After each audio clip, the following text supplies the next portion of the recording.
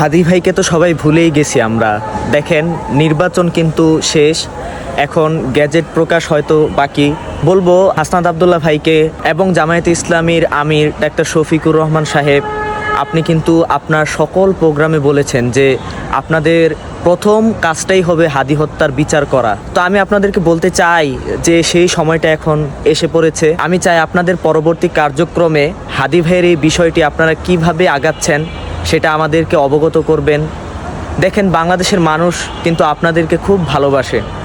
দেখেন, বাংলাদেশে হয়তো সব প্রার্থীরা মনমতো সংসদে যাইতে পারে নাই, তারপরও কিন্তু আলহামদুলিল্লাহ কম মানুষ যায় নাই। যাদেরকে একসময় দেশ থেকে বিতাড়িত করে দিতে চেয়েছিল ফ্যাসিস্ট সরকার, তাদের অনেকেই কিন্তু সংসদে আছে। যাদের অনেককেই কিন্তু আয়না ঘরে গুম করে রাখা হয়েছিল, তারা অনেকেই কিন্তু সংসদে গিয়েছেন। আপনাদের মধ্যে অনেকেই কিন্তু বলেছেন যে সংসদে যাওয়ার পরে ওসমান হাদিবের বিষয়টাকেই সবার সামনে রাখবেন। তো আমরা অবশ্যই আপনাদের প্রতি আশাবাদী। আপনারা হাদি ভাইয়ের বিষয়ে আমাদেরকে অবশ্যই আপডেট জানাবেন। শুধু আমি না, সারা বাংলাদেশের যত ইনসাফকামী মানুষ আছে, সারা বাংলাদেশের যারা ন্যায়, ইনসাফ, স্বাধীনতা ও সার্বভৌমত্ব চায়, সকলেই হাদি হত্যার বিষয়ে আপনাদের দিকে তাকিয়ে রয়েছে। তাই আমাদেরকে হতাশ করবেন না ইনশাল্লাহ।